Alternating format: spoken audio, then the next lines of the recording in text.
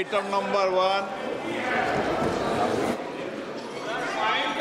1 माननीय वित्त मंत्री Shrimati Nirmala Sitharaman ji. Item number 1।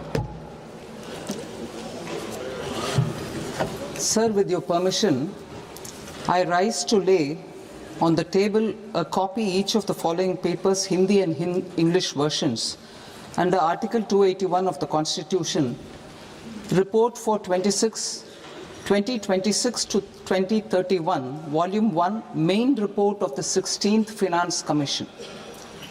2. Report for 2026-2031, Volume 2, Annexures of the 16th Finance Commission. Number 3, explanatory memorandum as to the action taken on the recommendations contained in the above report. Item number 2 माननीय वित्त मंत्री निर्मला सीतारमण जी।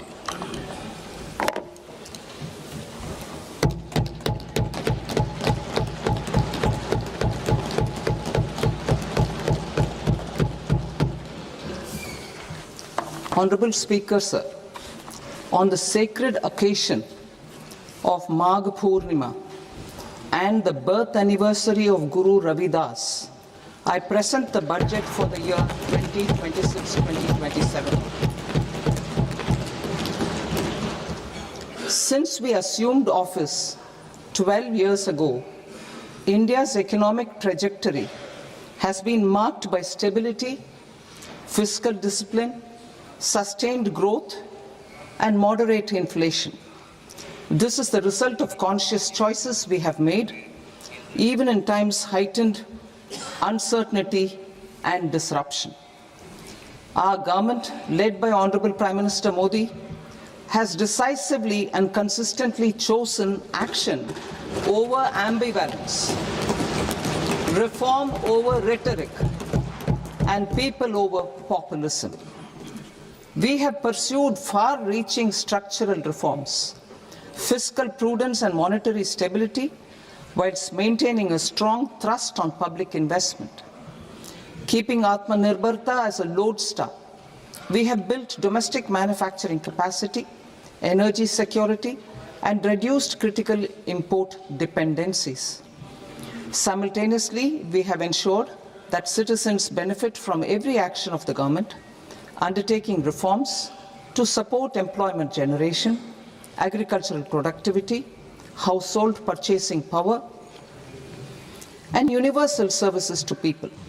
These measures have delivered a high growth rate of around 7% and helped us make substantial strides in poverty reduction and improvement in the lives of our people.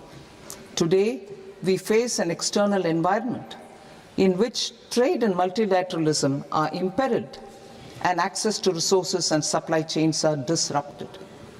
New technologies are transforming production systems while sharply increasing demands on water, energy, and critical minerals. India will continue to take confident steps towards Viksit Bharat, balancing ambition with inclusion. As a growing economy with expanding trade and capital needs, India must also remain deeply integrated with global markets, exporting more and attracting stable long-term investment. As I begin Part A, I want to express my gratitude to the people for standing firmly with us as we forge our way together towards becoming one of the largest economies of the world.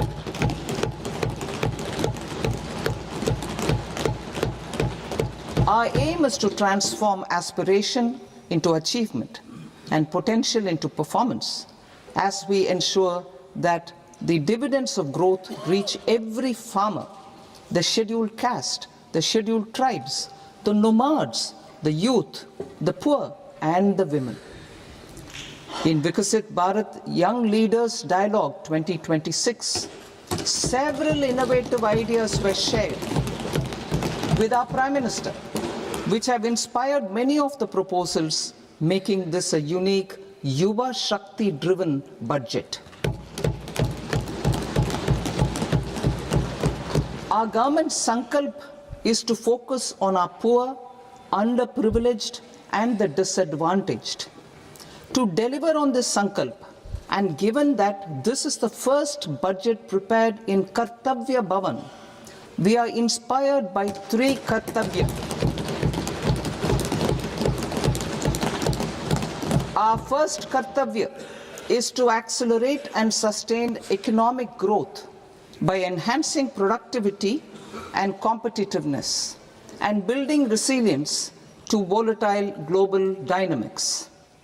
Our second Kartavya is to fulfill aspirations of our people and build their capacity, making them strong partners in India's path to prosperity.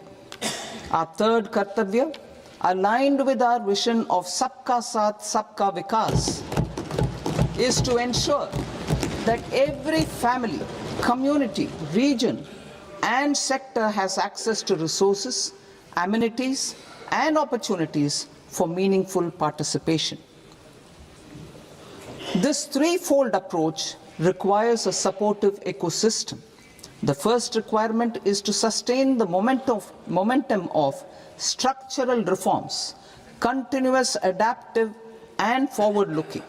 Second, a robust and resilient financial sector is central to mobilizing savings, allocating capital efficiently, and managing risks.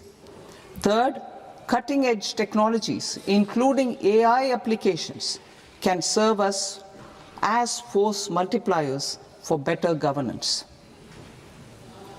Reform Express. Our government has undertaken comprehensive reforms towards creating employment, boosting productivity, and accelerating growth. After the Prime Minister's announcement on Independence Day in 2025, over 350 reforms have been rolled out. This includes GST simplification, notification of labor codes, and rationalization of mandatory quality control orders. High-level committees have been formed, and in parallel, the central government is working with the state governments on deregulation and reducing compliance requirements. The Reform Express is well on its way and will maintain its momentum to help us fulfill our Kartavya. I now move to specific proposals. Under our first Kartavya, to accelerate and sustain economic growth, I propose interventions in 6 areas. 1. Scaling up manufacturing in 7 strategic and frontier sectors. 2. Rejuvenating legacy industrial sectors. 3. Creating champion MSMEs. 4. Delivering a powerful push for infrastructure. 5. Ensuring long-term security and stability. And 6. Developing city economic regions. Scaling up of manufacturing in 7 strategic and frontier sectors. Biopharma Shakti, meaning biopharma strategy for health advancement through knowledge, technology, and innovation. India's disease burden is observed to be shifting towards non-communicable diseases like diabetes, cancer, and autoimmune disorders. Biologic medicines are key to longevity and quality of life at affordable costs. To develop India as a global biopharma manufacturing hub,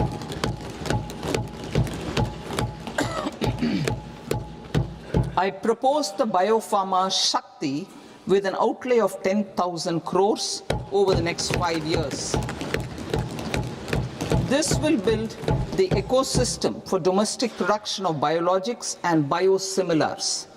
The strategy will include a biopharma-focused network with 3 new national institutes of pharmaceutical education and research, popularly known as NIPERS, and upgrading 7 existing ones. It will also create a network of 1,000 accredited India clinical trials sites. We propose to strengthen the Central Drug Standard Control Organization to meet global standards and approve timeframes through and approval timeframes through a dedicated scientific review cadre and specialists. India's Semiconductor Mission 1.0 expanded India's semiconductor sector capabilities.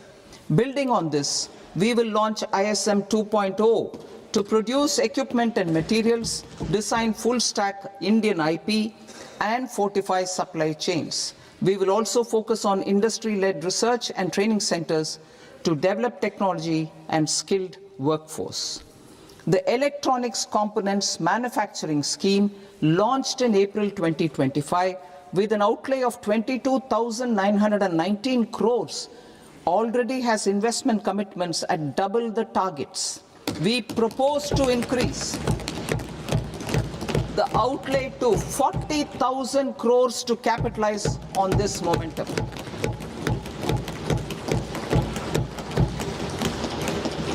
A scheme for rare earth permanent magnets was launched in 2025 November. We now propose to support the mineral-rich states of Odisha, Kerala, Andhra Pradesh, and Tamil Nadu to establish dedicated rare earth corridors to promote mining, processing, research, and manufacturing. To enhance domestic chemical production and reduction import dependency and reduce import dependency, we will launch a scheme to support states in establishing 3 dedicated chemical parks through challenge route on a cluster-based plug-and-play model.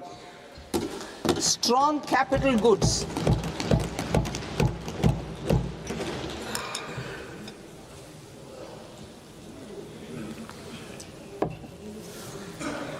Strong capital goods capability is a determinant of productivity and quality across different sectors. Towards building this capacity, I propose the following. High-tech tool rooms will be established by central public sector enterprises at 2 locations as digitally enabled automated service bureaus that locally design, test, and manufacture high-precision components at scale and at lower cost. 2. A scheme for enhancement of construction and infrastructure equipments will be introduced to strengthen domestic manufacturing of high value and technologically advanced CIE. This can range from lifts in a multi-storied apartment or firefighting equipment in multiplexes, large or small, and to tunnel boring equipments for building metros and high-altitude roads. I also propose a scheme for container manufacturing to create a globally competitive container manufacturing ecosystem with a budgetary allocation of 10,000 crores over a 5-year period. For the labor-intensive textile sector, I propose an integrated program with 5 subparts. 1. The National Fiber Scheme for self-reliance in natural fibers, such as silk, wool, and jute, man-made fibers, and new age fibers. Textile expansion and employment scheme to modernize traditional clusters with capital support for machinery, technology upgradation, and common testing and certification centers. 3. The National Handloom and Handicraft Program to integrate and strengthen existing schemes and ensure targeted support for weavers and artisans. Tex Eco initiative to promote globally competitive and sustainable textiles and apparels. Samarth 2.0 to modernize the upgrade the textile skilling ecosystem through collaboration with industry and academic institutions. Further, I propose to set up mega textile parks in challenge mode. They can also focus on bringing value addition to technical textiles. I propose to launch the Mahatma Gandhi Gram Swaraj initiative to strengthen khadi, handloom and handicrafts. This will help in global market linkage and branding. It will streamline and support training, skilling, quality of process and production. This will benefit our weavers, village industries, One District, One Product ODOP initiative and also our rural youth. India has the potential to emerge as a global hub for high quality, affordable sports goods. I propose a dedicated initiative for sports goods that will promote manufacturing, research, and innovation in equipment design as well as material sciences. Rejuvenation of legacy industrial clusters. I propose to introduce a scheme to revive 200 legacy industrial clusters to improve their cost competitiveness and efficiency through infrastructure and technology upgradation. Creating champion SMEs and supporting micro enterprises. Recognizing MSMEs as a vital engine of growth, I propose a three-pronged approach to help them grow as champions. Equity support. I propose to introduce a dedicated 10,000 crores SME growth fund to create future champions, incentivizing enterprises based on select criteria. I also propose to top up the Self-Reliant India Fund set up in 2021 with 2,000 crores to continue support to micro enterprises and maintain their access to risk capital. Liquidity support. With TREDS, more than 7 lakh crore has been made available to MSMEs. To leverage its full potential, I propose 4 measures. 1. Mandate TREDS as the transaction settlement platform for all purchases from MSMEs by CPSEs, serving as a benchmark for other corporates. 2. Introduce a credit guarantee support mechanism through CGTMSE for invoice discounting on TREDS platform. 3. Link GEM with TREDS for sharing information with financiers about government purchases from MSMEs, encouraging cheaper and quicker financing. 4. Introduce TREDS receivables as asset-backed securities, helping develop a secondary market, enhancing liquidity and settlement of transactions. Professional support. Government will facilitate professional institutions such as the ICAI, ICSI, ICMAI to design short-term modular courses and practical tools to develop a cadre of corporate mitras, especially in Tier 2 and Tier 3 towns. These accredited para-professionals will help MSMEs meet compliance requirements at affordable costs. Infrastructure. During this past decade, our government has undertaken several initiatives for large-scale enhancement of public infrastructure, including through new financing instruments such as Infrastructure Investment Trust (InvITs) and Real Estate Investment Trust (REITs), and institutions like NIIF and NABFID. We shall continue to focus on developing infrastructure in cities with over 5 lakh population, that is Tier 2, Tier 3 cities, which have expanded to become growth centers. Public capital expenditure has increased manifold from 2 lakh crore in 2014-15 to an allocation of 11.2 lakh crore in BE 25-26. In this coming year, that is financial year 2026-27, I propose to increase it to 12.2 lakh crores to continue the momentum. To strengthen the confidence of private developers regarding risks during infrastructure development and construction phase, I propose to set up an infrastructure risk guarantee fund to provide prudentially calibrated partial credit guarantee to lenders. Over the years, RITES have emerged as a successful instrument for asset monetization. I propose to accelerate recycling of significant real estate assets of the CPSEs through the setting up of dedicated RITES. To promote environmentally sustainable movement of cargo, I propose to 1. Establish new dedicated freight corridors connecting Dankuni in the east to Surat in the west. Operationalize 20 new national waterways over the next 5 years. Starting with National Waterways 5 in Orissa to connect mineral-rich areas of Talcher and Angul and industrial centers like Kalinga Nagar to the ports of Paradeep and Dhamra.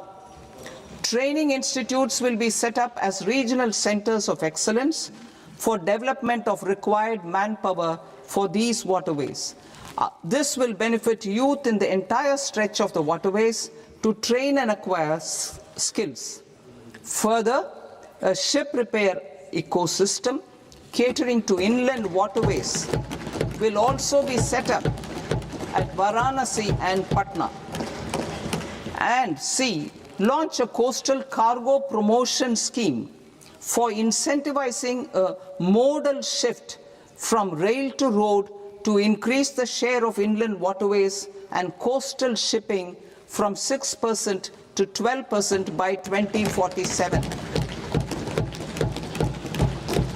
To enhance last mile and remote connectivity and promote tourism, I propose to give incentives to indigenize manufacturing of seaplanes. A seaplane VGF scheme will be also introduced to provide support for operations. Carbon capture, utilization and storage. Aligning with the roadmap launched in December 2025, the carbon capture,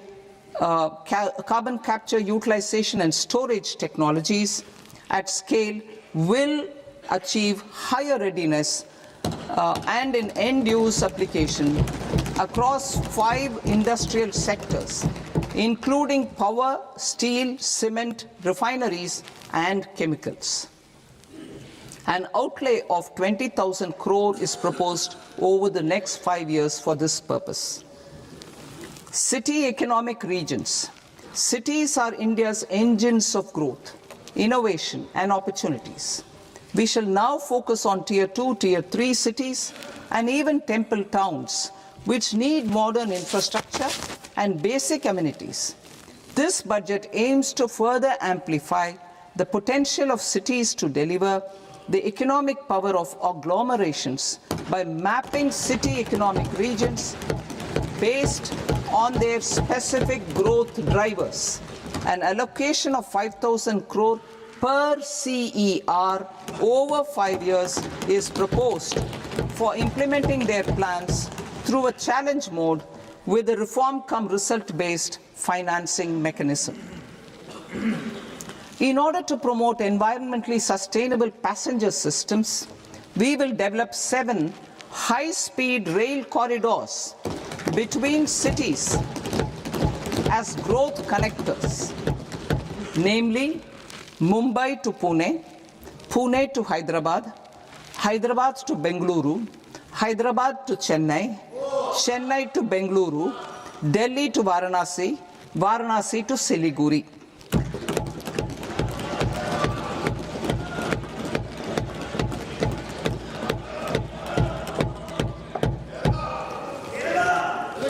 Financial sector. The Indian banking sector today is characterized by strong balance sheet, historic highs in profitability, improved asset quality, and coverage exceeding 98% of villages in the country. At this juncture, we are well placed to futuristically evaluate the measures needed to continue on the path of reform-led growth of this sector. I propose setting up a high-level committee on banking for Vikasit Bharat. High-level committee on banking for Vikasit Bharat to comprehensively review the sector and align it with India's next phase of growth while safeguarding financial stability, inclusion, and consumer protection. The vision for NBFCs for Vikasit Bharat has been outlined with clear targets for credit disbursement and technology adoption in order to achieve scale and improve efficiency in the public sector NBFCs. As a first step, it is proposed to restructure the Power Finance Corporation and Rural Electrification Corporation. I propose a comprehensive review of the foreign exchange management non-debt instruments rules to create a more contemporary, user-friendly framework for foreign investments consistent with India's evolving economic priorities. Corporate bond market. I propose to introduce a market-making framework with suitable access to funds and derivatives on corporate bond indices. I also propose to introduce total return swaps on corporate bonds. Municipal bonds. To encourage the issuance of municipal bonds of higher value by larger cities, I propose an incentive of 100 crore rupees for a single bond issuance. 100 crore rupees for a single bond issuance of more than 1,000 crore. The current scheme under Amrit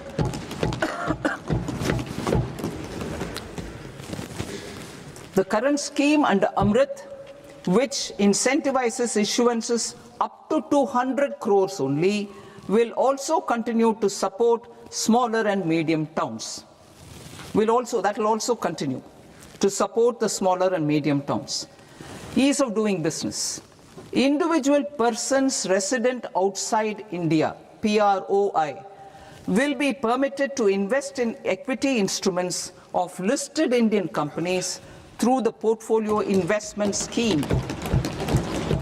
It is also proposed to increase the investment limit for an individual PROI under the scheme from 5% to 10%, with an overall investment limit for all individual PROIs to 24% from the current 10%.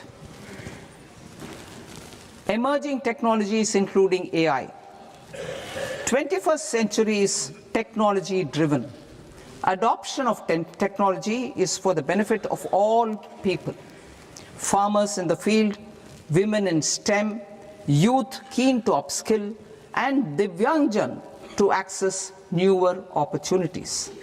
The government has taken several steps to support new technologies through AI Mission, National Quantum Mission, Anusandhan National Research Fund, and Research and Development and Innovation Fund. Our second kartavya is to fulfill aspirations and build capacities. Close to 25 crore individuals have come out of multi-dimensional poverty through a decade of our government's sustained and reform-oriented efforts.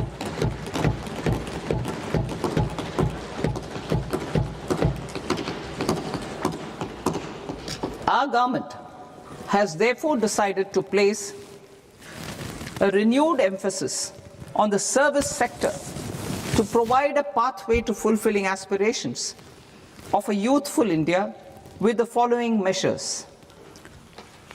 I propose to set up a high-powered Education to Employment and Enterprises Standing Committee to recommend measures that focus on services sector as a core driver of Viksit Bharat. This will make us a global leader in services with a 10% global share by 2047. The committee will prioritize areas to optimize the potential for growth, employment, and exports. They will also assess the impact of emerging technologies, including AI, on jobs and skill requirements and propose measures thereof. To create a range of skilled career pathways, a new range of skilled career pathways for our youth, I propose interventions in the following sectors. Health. Existing institutions for allied health professionals will be upgraded and new AHP institutions established in private and government sectors. This will cover 10 selected disciplines, including optometry, radiology, anesthesia, OT technology, applied psychology and behavioral health, and add 1 lakh AHPs over the next 5 years. A strong care system covering geriatric and allied care services will be built.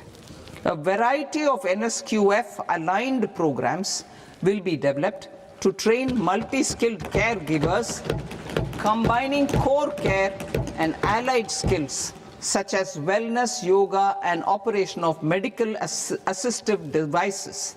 In the coming year, 1.5 lakh caregivers will be trained.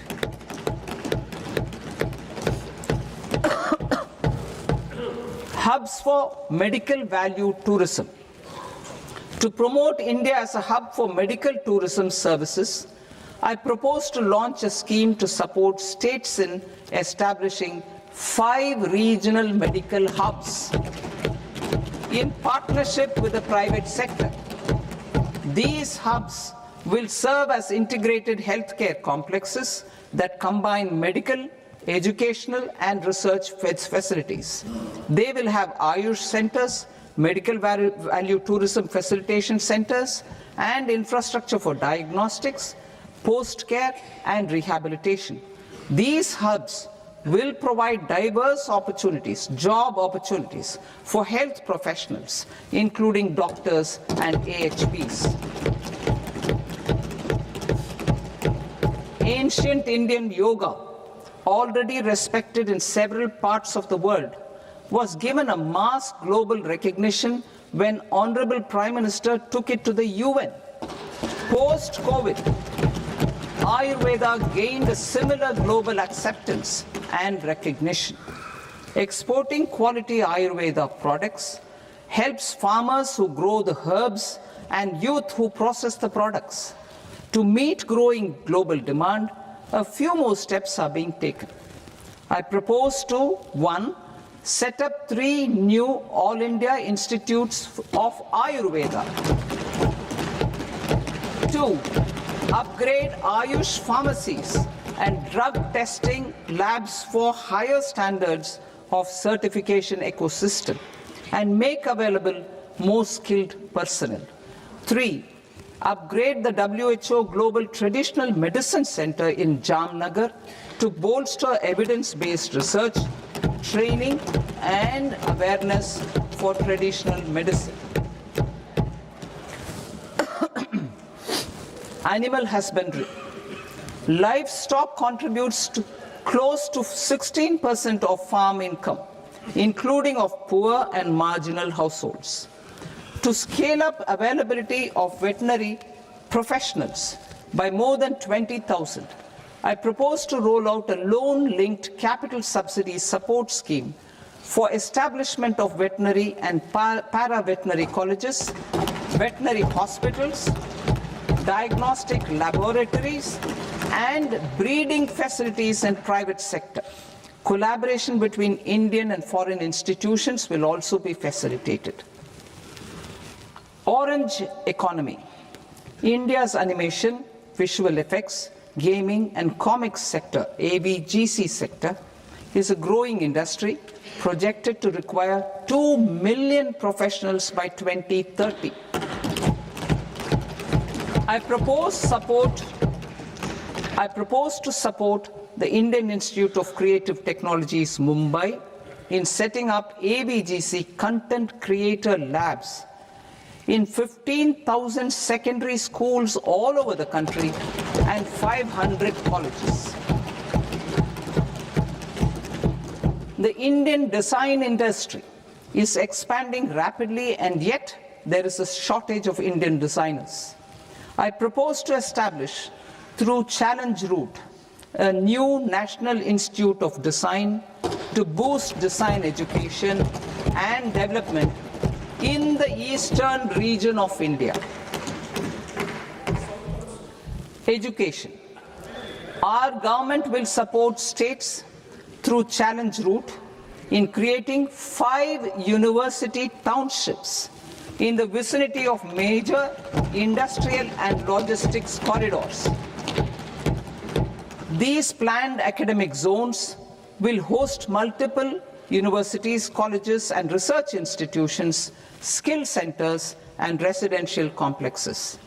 In higher education, STEM institutions, prolonged hours of study and laboratory work pose some challenges for girl students.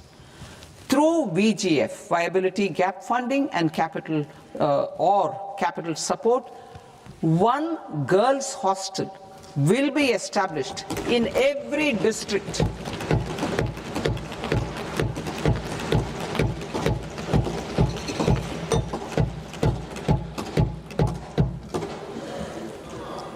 To promote astrophysics and astronomy via immersive experiences, 4 telescope infrastructure facilities will be set up or upgraded. The National Large Solar Telescope, the National Large Optical Infrared Telescope, the Himalayan Chandra Telescope, and the Cosmos 2 Planetarium. Tourism. The tourism sector has the potential to play a large role in the employment generation, forex earnings, and expanding the local economy. I propose to set up a National Institute of Hospitality by upgrading the existing National Council for Hotel Management and Catering Technology. It will function as a bridge between academia, industry, and government. I also propose a pilot scheme for upskilling 10,000 guides in 20 iconic tourist sites through a standardized, high-quality, 12-week training course in hybrid mode in collaboration with the Indian Institute of Management. A national destination digital knowledge grid will be established to digitally document all places of significance, cultural, spiritual, and heritage. This initiative will create a new ecosystem of jobs for local researchers, historians, content creators, and technology partners. India has the potential and opportunity to offer world-class trekking and hiking experience. We will develop ecologically sustainable mountain trails in Himachal Pradesh, Uttarakhand, and Jammu Kashmir. Also in Araku Valley in the Eastern Ghats and Podigai Malai in the Western Ghats. Turtle trails along key nesting sites in the coastal areas of Odisha Karnataka and Kerala. And 3, bird watching trails along the Pulikat Lake in Andhra Pradesh, Tamil Nadu. It's on the border. Under the visionary leadership of Honorable Prime Minister, we established the International Big Cat Alliance in 2024. This year, India is hosting the first ever Global Big Cat Summit, where heads of governments and ministers from 95 range countries will deliberate on collective strategies for conservation. Heritage and culture tourism. I propose to develop 15 archaeological sites, including Lothal, Dholavira, Rakhi Gadi, Adichanallur, Saranath, Hastinapur, and Leh Palace into vibrant experiential cultural destinations. Excavated landscapes will be open to the public through curated walkways. Immersive storytelling skills and technologies will be introduced to help conservation labs, interpretation centers, and guides. The sports sector provides multiple means of employment, skilling, and job opportunities. Taking forward the systematic nurturing of sports talent, which is set in motion through the Khelo India program earlier, I propose to launch a Khelo India mission to transform the sports sector over the next decade. The mission will facilitate an integrated talent development pathway supported by training centers, which are foundational, intermediate, and elite levels. B, systematic development of coaches and support staff. C, integration of sports science and technology. D, competitions and leagues to promote sports culture and provide platforms. And E, development of sports infrastructure for training and competition. Our third Kartavya aligns with our vision of Sabka Saath, Sabka Vikas towards Vikasit Bharat. This requires targeted efforts for 1, increasing farmer incomes through productivity enhancement and entrepreneurship, with special attention to small and marginal farmers. B, empowering Divyangjan through access to livelihood opportunities, training, and high-quality assistive devices. C, empowering the vulnerable to access mental health and trauma care. D, focus on the Purvodaya states and the Northeast region to accelerate development and employment opportunities. Fisheries. We will undertake initiatives for integrated development of 500 reservoirs and Amrit Sarovars. 2, strengthen the fisheries value chain in coastal areas and enable market linkages involving startups and women-led groups together with fish farmer producer organizations. Animal husbandry. To provide quality employment opportunities in rural and peri-urban areas, we will support the animal husbandry sector in entrepreneurship development through A, credit-linked subsidy program, B, scaling up and modernization of livestock enterprises, C, enhanced creation of livestock, dairy, and poultry enhanced creation of livestock, dairy, and poultry-focused integrated value chains, and D, encourage creation of livestock farmer-producer organizations. High-value agriculture.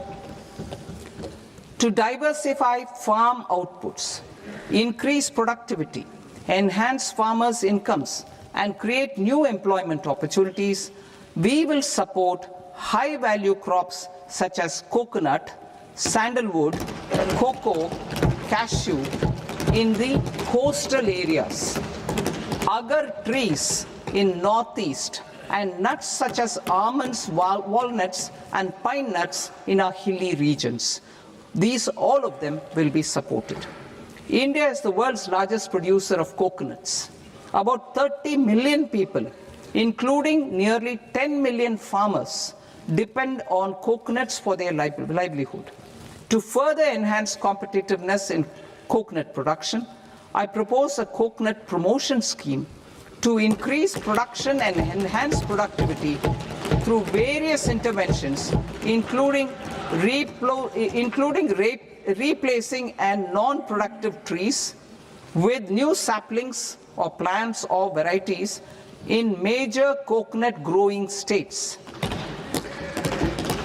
A dedicated program is proposed for Indian cashew and cocoa to make India self-reliant in raw cashew and coconut production and processing, enhance export competitiveness, and transform Indian cashew and Indian cocoa into premium global brands by 2030.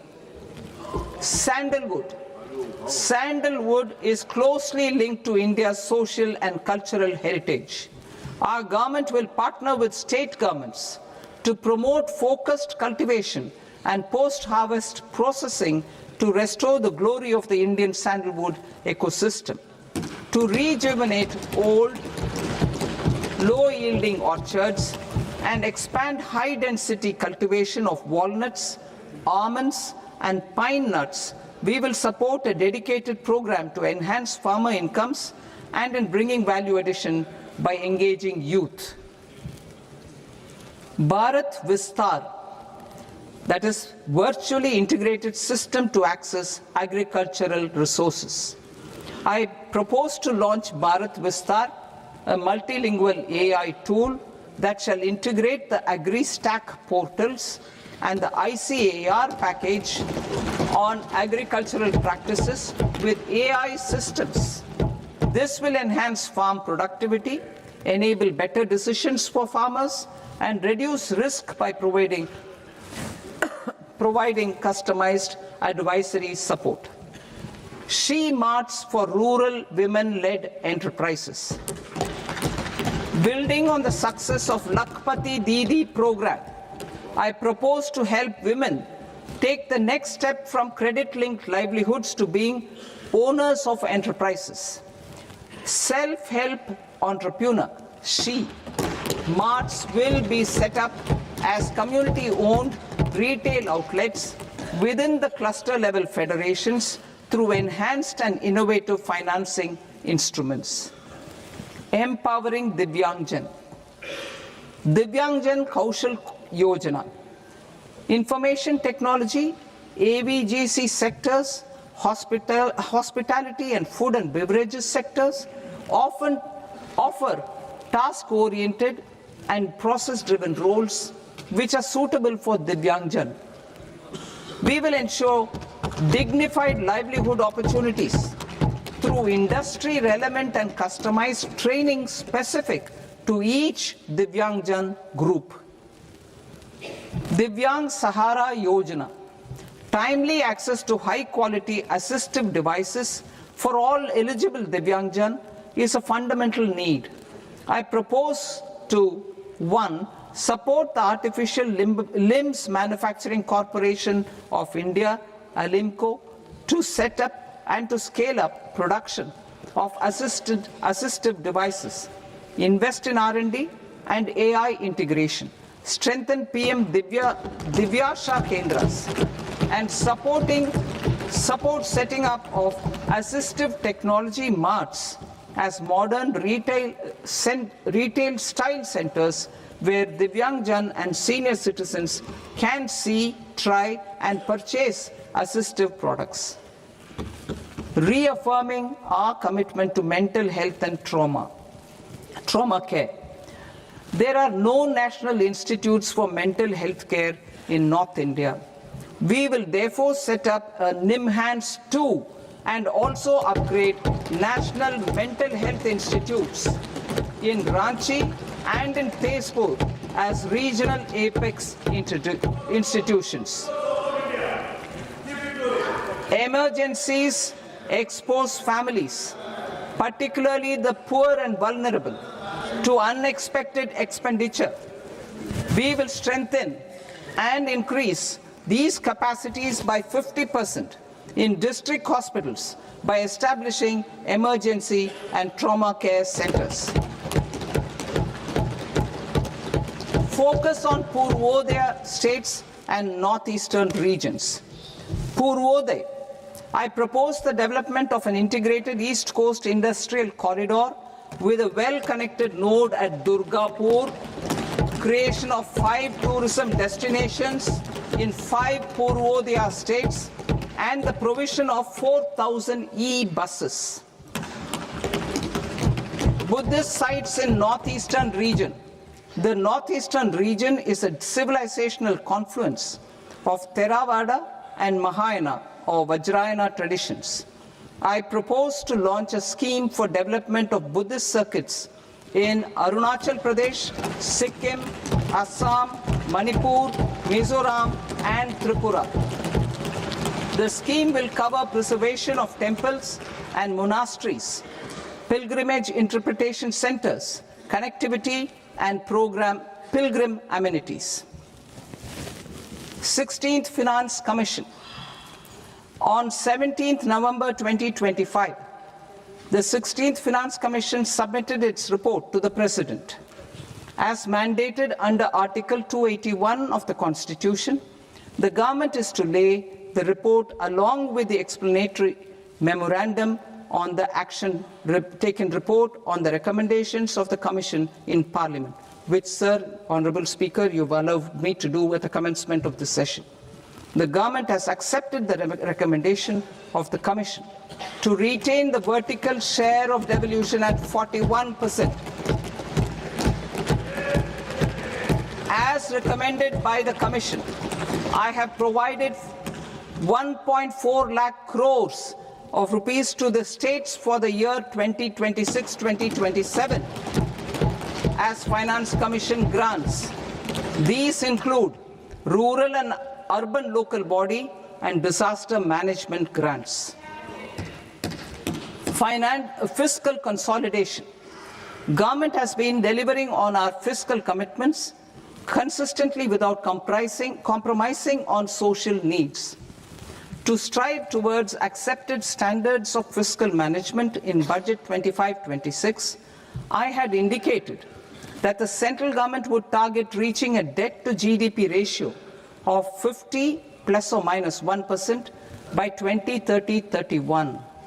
In line with this, the debt to GDP ratio is estimated to be 55.6% of GDP in BE 26-27. compared to 56.1% of GDP in RE 25-26. A declining debt to GDP ratio will gradually free up resources for priority sector lending and expenditure by reducing the outgo on interest payments. One of the main operational instruments for debt targeting is the fiscal deficit. I am happy to inform this august House that I fulfilled my commitment made in 2021-2022 to reduce fiscal deficit below 4.5% of GDP by 25-26. In RE 25-26, the fiscal deficit has been estimated at par with BE of 2025-26 at 4.4% of GDP. In line with the new fiscal prudence path of debt consolidation, the fiscal deficit in BE 26-27 is estimated to be 4.3% of the GDP.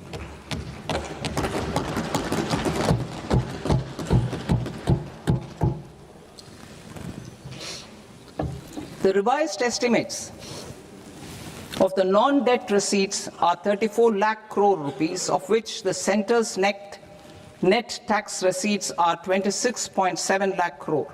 The revised estimate of the total expenditure is 49.6 lakh crore rupees, of which the capital expenditure is about 11 lakh crores. Budget estimates 2026 to 2027. Coming to 26-27, the non-debt receipts and the total expenditure are estimated as 36.5 lakh crore and 53.5 lakh crore respectively. The centre's net tax receipts are estimated at 28.7 lakh crore rupees. To finance the fiscal deficit, the net market borrowings from dated securities are estimated at 11.7 lakh crore rupees. The balance financing is expected to come from small savings and other sources. The gross market borrowings are estimated at 17.2 lakh crore rupees. I'll now move to Part B. Part B, direct taxes.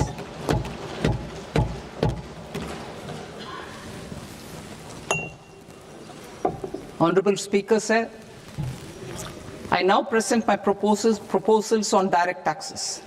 New Income Tax Act. In July 2024, I announced a comprehensive review of the Income Tax Act 1961. This was completed in a record time, and the Income Tax Act 2025 will come into effect from 1st April 2026. The simplified income tax rules and forms will be notified shortly, giving adequate time to taxpayers to acquaint themselves with its requirements. The forms have been redesigned such that ordinary citizens can comply without difficulty. Ease of living. I propose that any interest awarded by the Motor Accident Claims Tribunal to a natural person will be exempt from income tax, and any TDS on this account will be done away with. I propose to reduce TCS rate on the sale of overseas tour program package from the current 5% and 20% to 2% without any stipulation of amount. I propose to reduce TCS rate for pursuing education and for medical purposes under the Liberalized Remittance Scheme, popularly known as LRS, from 5% to 2%. Supply of manpower services is proposed to be specifically brought within the ambit of payment to contractors for the purpose of TDS to avoid ambiguity. Thus, TDS on these services will be at the rate of either 1% or 2% only. I propose a scheme for small taxpayers, wherein a rule-based automated process will enable obtaining a lower or nil deduction certificate instead of filing an application with the assessing officer. For the ease of taxpayer holding securities in multiple companies, I propose to enable depositories to accept Form 15G or Form 15H from the investor and provide it directly to various relevant companies. I propose to extend time available for revising returns from 31st December to up to 31st March with the payment of a nominal fee. I also propose to stagger the timeline for filing of tax returns. Individuals with ITR 1 and ITR 2 returns will continue to file till 31st July, and non-audit business cases or trusts are proposed to be allowed time till 31st August. TDS on sale of immovable property by a non-resident is proposed to be deducted and deposited through resident buyers and his or her PAN-based challan instead of requiring a TAN, which is a temporary accounting number. To address practical issues of small taxpayers like students, young professionals, tech employees, relocated NRIs, and such others, I propose to introduce a one-time 6-month foreign asset disclosure scheme for these taxpayers to disclose income or assets below a certain size. This scheme would be applicable for two categories of taxpayers, namely, A, who did not disclose their overseas income or assets, and B, who disclose their overseas income and or paid due tax but could not declare the asset acquired. For category A, the limit of undisclosed income or asset is proposed to be up to 1 crore rupees. They need to pay 30% of fair market value of asset or 30% of undisclosed income as tax and 30% as additional income tax in lieu of penalty and would thereby get immunity from prosecution. For category B, asset value is proposed to be up to 5 crore rupees. Here, immunity from both penalty and prosecution will be available with a payment of fee of 1 lakh rupees. Rationalizing penalty and prosecution. Multiplicity of proceedings are hindrance to the ease of doing business. I propose to integrate assessment and penalty proceedings by way of a common order for both. There will be no interest liability on the taxpayer on the penalty amount for the period of appeal before the first appellate authority, irrespective of the outcome of appeal process. Further,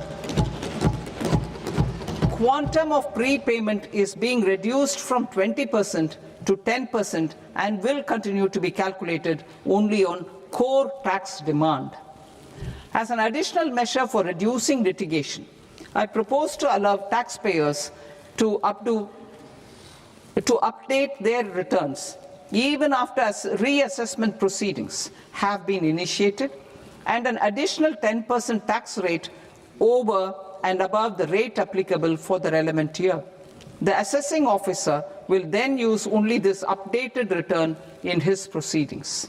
There is already a framework for immunity from penalty and prosecution in the cases of underreporting. I propose to apply this framework for immunity to misreporting too. However, in such a case, the taxpayer will need to pay 100% of the tax amount as an additional income tax over and above the tax and interest due. Penalties for certain technical defaults, such as failure to get accounts audited, non-furnishing of transfer pricing audit report, and default in furnishing statement for financial transactions are proposed to be converted into fee.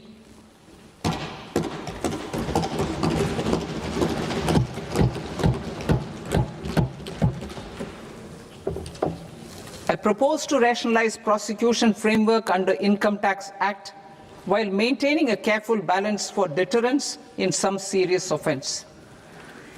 Non-production of books of account and documents and requirement of TDS payment where payment is made in kind are being decriminalized. Further, minor offences will attract fine only. The remaining prosecutions will be graded commensurate with the quantum of offence. They will entail only simple imprisonment with maximum imprisonment reduced to 2 years and power to courts to convert even those into fines. There is no penalty. There is no penalty presently for non-disclosure of non-immovable foreign assets with aggregate value less than 20 lakh rupees. I propose to also provide them with immunity from prosecution with retrospective effect from 1/10/2024.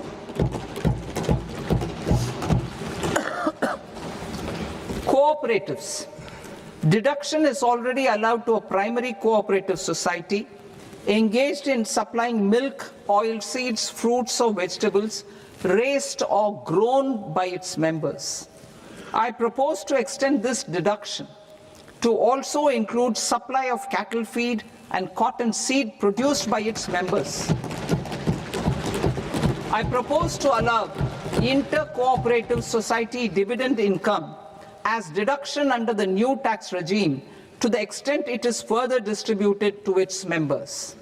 I further propose to allow exemption for a period of 3 years to dividend income received by a notified national cooperative federation on their investments made in companies up to 31/1/2026. This exemption would be allowed only for dividends further distributed to its member cooperatives. Supporting IT sector as India's growth engine. India is a global leader in software development services, IT-enabled services, knowledge process outsourcing services, and contract R&D services relating to software development. These businesses and their segments are quite interconnected with each other. All these services are proposed to be clubbed under a single category of information technology services with a common safe harbor margin of 15.5% applicable to all. The threshold for availing safe harbor for IT services is being enhanced substantially from 300 crore rupees to 2,000 crore rupees. Safe harbor for IT services shall be approved by an automated rule-driven process without any need for tax officer to examine and accept the application. Once applied by an IT services company, the same safe harbor can be continued for a period of 5 years at a stretch at its choice. For IT services companies who want to conclude advanced pricing agreement, APA, I propose to fast-track unilateral APA process for IT services and endeavor to conclude it within a period of 2 years. The period of 2 years can be extended by a further period of 6 months on taxpayers' request. I propose to extend the facility of modified returns available to the entity entering APA to its associated entities also. Attracting global business and investment. Recognizing the need to enable critical infrastructure and boost investment in data centers, I propose to provide tax holiday till 2047 to any foreign company that provides cloud services to customers globally by using data center services from India. It will, however, need to provide services to Indian customers through an Indian reseller entity. I also propose to provide a safe harbor of 15% on cost in case the company providing data center services from India is a related entity. To harness the efficiency of just-in-time logistics for electronic manufacturing, I propose to provide safe harbor to non-residents for component warehousing in a bonded warehouse at a profit margin of 2% of the invoice value. The resultant tax of about 0.7% will be much lower than in competing jurisdictions. To provide fillip to toll manufacturing in India, I propose to provide exemption from income tax for 5 years to any non-resident who provides capital goods, equipment, or tooling to any toll manufacturer in a bonded zone. To encourage vast pool of global talent to work in India for a longer period of time, I propose to provide exemption to global, non-India sourced income of a non-resident expert for a stay period of 5 years under notified schemes. I propose to provide exemption from minimum alternate tax, the MAT, to all non-residents who pay tax on presumptive basis. Tax administration. I propose to constitute a joint committee of Ministry of Corporate Affairs and Central Board of Direct Taxes for incorporating the requirements of income computation and disclosure standards, the ICDS, in the Indian Accounting Standards Ind AS itself. Separate accounting requirement based on ICDS will be done away with from the tax year 27-28. To support Prime Minister Modi's vision of homegrown accounting and advisory firms to become global leaders, I propose to rationalize the definition of accountant for the purposes of safe harbor rules. Other tax proposals. Change in taxation of buyback was brought in to address the improper use of buyback route by promoters. In the interest of minority shareholders, I propose to tax buyback for all types of shareholders as capital gains. However, to disincentivize misuse of tax arbitrage, promoters will pay an additional buyback tax. This will make effective tax 22% for corporate promoters. For non-corporate promoters, the effective tax will be 30%. TCS rate for sellers of specific goods, namely alcoholic liquor, scrap, and minerals, will be rationalized to 2%, and that on tendu leaves will be reduced from 5% to 2%. I propose to raise the STT on futures to 0.05% from the present 0.02%. STT on options premium and exercise of options are both proposed to be raised to 0.15% from the present rate of 0.1% and 0.125% respectively. We reformed the taxation landscape for corporates in 2019 by providing them a simplified regime with lower tax rate so that they could productively focus on business rather than on claim of deductions and exemptions. To encourage companies to shift to the new regime, set off of brought forward MAT credit, minimum alternate tax credit, is proposed to be allowed to companies only in the new regime. Set off using available MAT credit is proposed to be allowed to an extent of 1/4 of the tax liability in the new regime. MAT is proposed to be made final tax, so there will be no further credit accumulation from 1st April 2026. In line with this change, the rate of final tax is being reduced to 14% from the current MAT rate of 15%. The brought forward MAT credit of taxpayers accumulated till 30th March 2026 will continue to be available to them for set-off as above. Indirect taxes. I shall now take up proposals related to indirect taxes. My proposals for customs and central excise aim to further simplify the tariff structure, support domestic manufacturing, promote export competitiveness, and correct inversion in duty.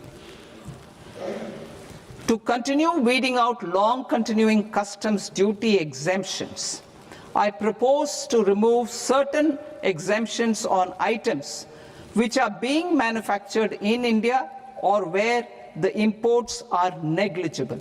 Similarly, to further simplify the process of ascertaining the rate of duty applicable on a particular item, I propose to incorporate certain effective rates in various customs notifications to the tariff schedule itself.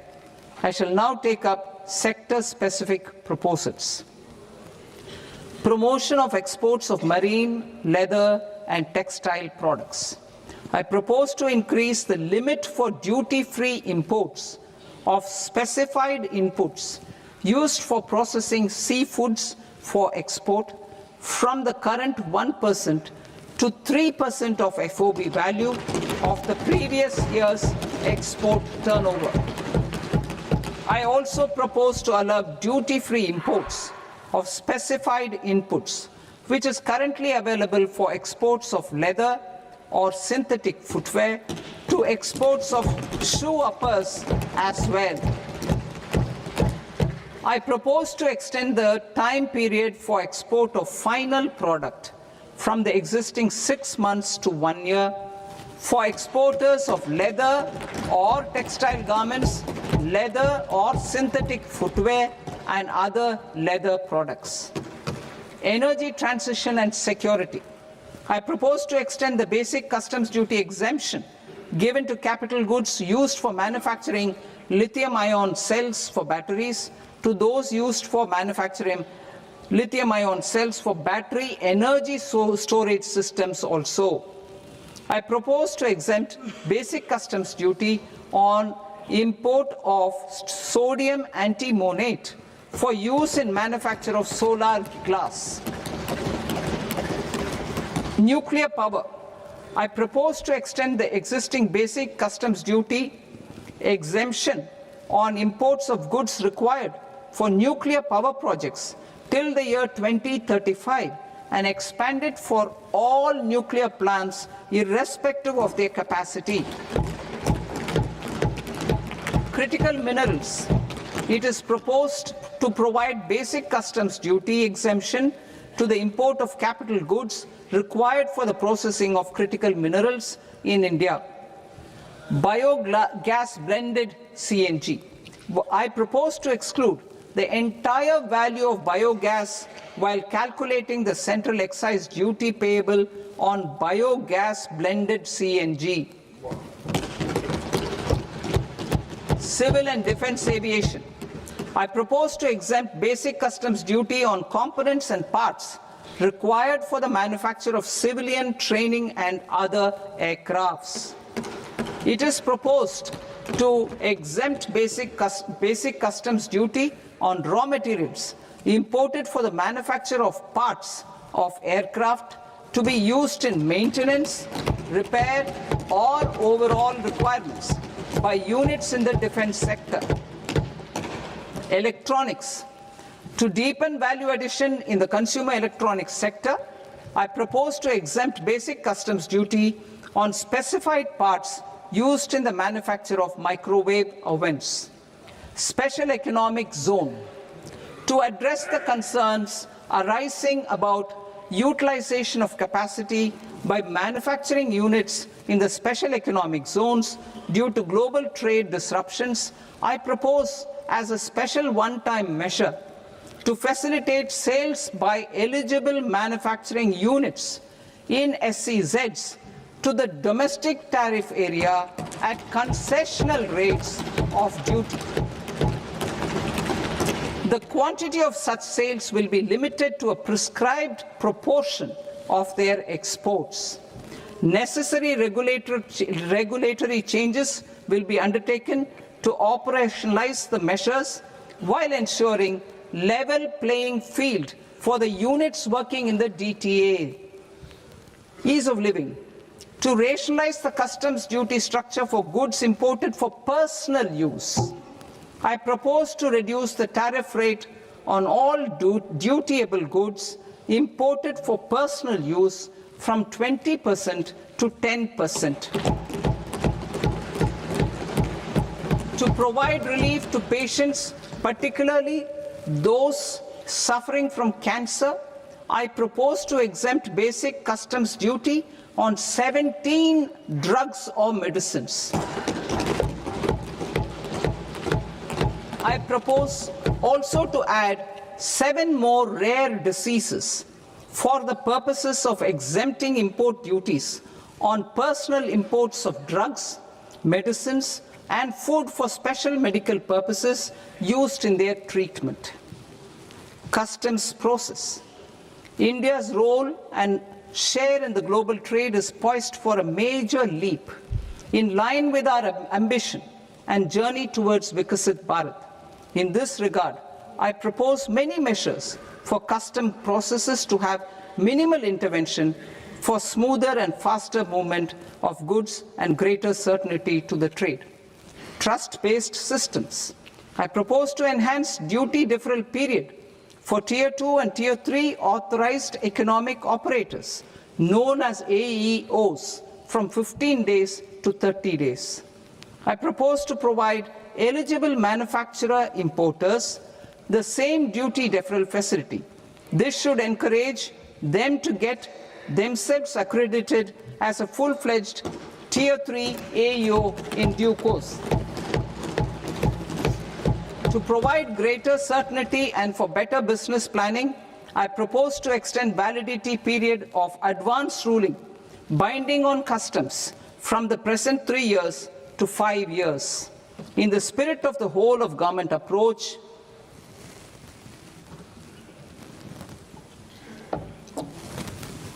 government agencies will be encouraged to leverage AEO accreditation for preferential treatment in clearing their cargo. Regular importers with trusted long-standing supply chains will be recognized in the risk system so that the need for verification of their cargo every time can be minimized. Export cargo using electronic sealing. Export cargo using electronic sealing will be provided through clearance from the factory premises to the ship.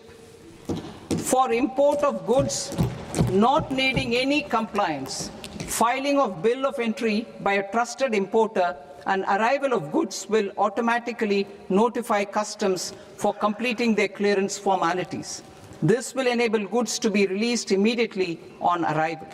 The customs warehouse framework will be transformed into a warehouse operator-centric system with a self-declarations, electronic tracking, and risk-based audit. These reforms will move away from the current system of officer-dependent approvals and reduce transaction delays and compliance costs. Ease of doing business. Approvals required for cargo clearance from various government agencies will be seamlessly processed through a single and interconnected digital window by the end of the financial year. Processes involved in clearance of food, drugs, plant, and animal and wildlife products, accounting for about 70% of interdicted cargo, will be operationalized on this system by April 2026 itself. For goods not having any compliance requirement, clearance will be done by customs immediately after online registration is completed by the importer, subject to the payment of duty. Customs integrated system will be rolled out in 2 years as a single integrated and scalable platform for all customs processes. Utilization of non-intrusive scanning with advanced imaging and AI technology for risk assessment will be expanded in a phased manner with the objective to scan every container across all the major ports. New export opportunities to support Indian fishermen to fully harness the economic value of marine resources beyond our territorial waters. The following measures will be taken. A. Fish catch by an Indian fishing vessel in exclusive economic zone or on the high seas will be made free of duty. Landing of such fish on foreign port will be treated as export of goods. Safeguards will be put in place to prevent misuse during fish catch, transit, or transshipment. To support aspirations of India's small businesses, artisans, and startups to access global markets through e-commerce, I am pleased to announce complete removal of the current value cap of 10 lakh rupees per consignment on courier exports. In addition, handling of rejected and returned consignments will be improved with effective use of technology for identifying such consignments. I propose to revise provisions governing baggage clearance during international travel to address genuine concerns of passengers. The revised rules will enhance duty-free allowances in line with the present-day travel realities and provide clarity in temporary carriage of goods brought in or taken out. There are honest taxpayers who are willing to settle disputes by paying all their dues, but they get deterred due to negative connotation associated with penalty. I they will now be able to close cases by paying an additional amount in lieu of penalty. Honorable Speaker, sir, with this, I commend the budget to this august House. Jai Hind.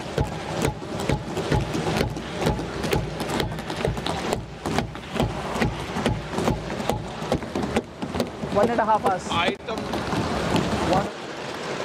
Item number 3 माननीय वित्त मंत्री जी।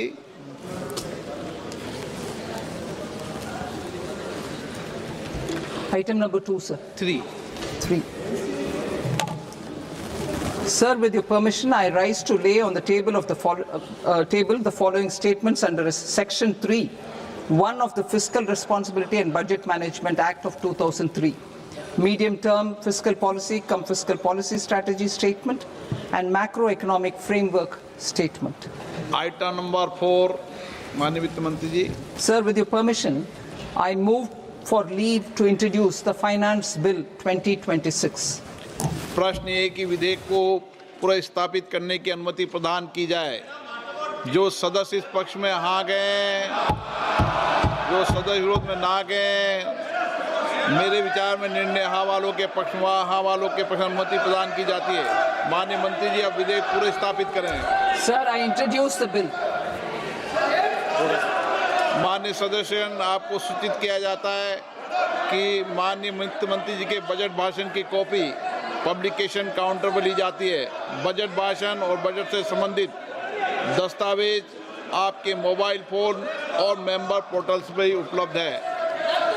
सभा की कार्रवाई कल सोमवार दिनांक 2 फरवरी 2026 को प्राप्त 11 बजे तक के लिए स्थगित की जाती है।